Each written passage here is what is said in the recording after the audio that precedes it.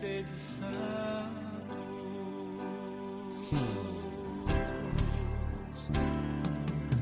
sede santos,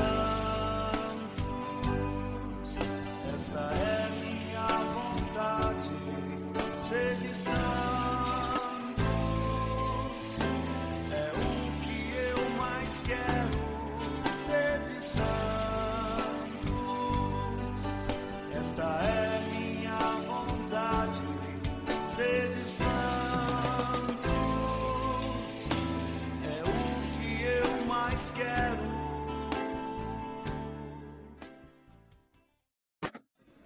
Olá, povo santo de Deus, bom dia com o santo do dia.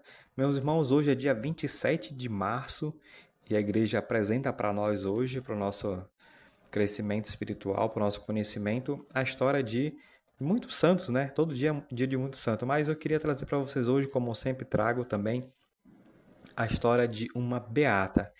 Beatas são, né, pessoas que já se encontram na glória do Senhor, mas que ainda não têm o reconhecimento dos altares, ou seja, os beatos são santos que ainda não foram reconhecidos ainda, né, a ponto de ter mais de um milagre e assim poder receber os louvores, né, poder receber aí, né, as homenagens em todos os lugares do mundo. Então, o beato é aquele santo que está ainda em processo, né, de reconhecimento. Então, a santa de hoje, vamos conhecer, é a Beata Panaceia de Muse. Então, antes de iniciarmos com a história dela, peçamos a Deus e ao Espírito Santo que nos ilumine, que nos guarde, que nos proteja e que, quem sabe, não é você, não sou eu que vamos receber de Panaceia de Muse, né, a graça de um milagre e assim contribuir para que o seu processo de canonização de fato aconteça. Então,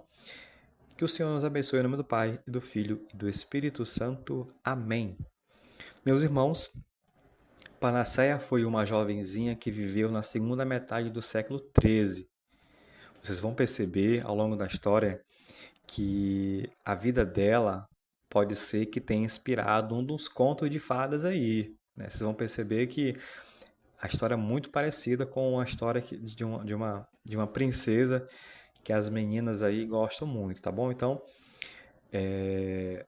cuja existência, né, dessa beata histórica, sua história e seu martírio são bem documentados a partir de registro antiquíssimo, ou seja, tem muita coisa sobre ela que está escrita, né? E que ao longo dos séculos tem estimulado, aí que fala aquilo que eu falei sobre, né, a princesinha de conto de fada, tem estimulado a imaginação de artistas e escritores. Já você vai descobrir quem ela, quem ela inspirou. Panaceia nasceu em Quarona, cidadezinha entre Borgosseia e Varalho, em 1368, e logo perdeu a mãe. O pai se casou novamente com uma certa Margarida, também ela viúva, com uma filha, e para a pequena começaram os problemas. Veja bem, a mãe morreu, o pai casou com com outra mulher, e essa mulher, a madrasta dela, maltratava muito ela juntamente com a sua filha. Sabemos já a quem ela inspirou já essa história, né? A madrasta e a meia-irmã se coligaram contra ela, reservando-lhe os trabalhos mais duros e humildes, ou seja, tudo que era de pesado dentro de casa, quem fazia era a Panaceia de Muse. Zombando dela por sua piedade, contestando seus atos de caridade. Não bastava, né, forçar ela a fazer tudo dentro de casa, quando a santa, a beata, fazia coisas boas, né, de coração, na caridade, ainda zombavam dela ainda. Bem, pessoal, eu falei a cidade, né, onde ela nasceu, né, Corona, mas não falei o país, né, o país é a Itália, tá bom? Então, veja bem, as biografias de fato concordam em descrever Panaceia como uma jovem que rezava muito, cuidava dos doentes e socorria os pobres, além de limpar a casa e fazer tudo mais dentro de casa, né? Uma autêntica cristã, portanto, que além disso suportava com paciência heróica os maus tratos que recebia todos os dias ao voltar para casa. contra essa jovenzinha que vivia com simplicidade, mas também com intensidade a sua fé, se desencadeia, meus irmãos, uma verdadeira perseguição doméstica que atingiu o seu clímax em uma noite de primavera de 1383. Panassé, que tinha apenas 15 anos naquela noite, não voltou do local de pastagem do rebanho com a pontualidade que a madrasta reivindicava, ou seja, ela era obrigada a ir, ter horário para ir e horário para voltar também.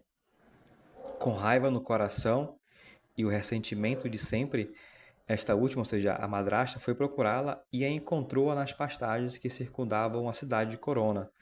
E a sua ira se desencadeou ao observar que Panassé estava rezando. A coitadinha demorou a ir para casa porque estava rezando. A raiva é sempre má conselheira. A mulher passou facilmente das palavras aos atos, batendo repetidamente na jovem com um objeto pontiagudo, possivelmente um fuso ou um pedaço de pau encontrado no local, até matá-la. Talvez não tenha sido realmente um homicídio intencional, e isso é demonstrado pelo fato de que a madrasta, levada pelo desespero, após o ocorrido foi imediatamente cometer suicídio pulando de um barranco nas proximidades. Para Panassé iniciou-se uma devoção popular, porque as pessoas viam na sua morte um verdadeiro martírio. O seu corpo foi trazido para Ghem e ela foi sepultada ao lado de sua mãe, que tinha deixado a órfã muito cedo. Nesse túmulo, porém, pouco restou, porque as suas relíquias foram logo levadas para a igreja, cercada de veneração e meta de peregrinações. A devoção por Panassé atravessou os séculos e transformou em culto popular que recebeu a confirmação papal em 1867. Em todo o Vale da Césia, ela é indicada simplesmente como a Beata, sendo comemorada com cerimônias religiosas e festas seculares, enquanto os bispos indicam Panacéia como modelo de santidade de uma leiga, enfatizando sua fé vivida no dia a dia, capaz de superar as adversidades e incompreensões, fé que, alimentada pela oração e testemunho, pela caridade, a levaram ao título de beata.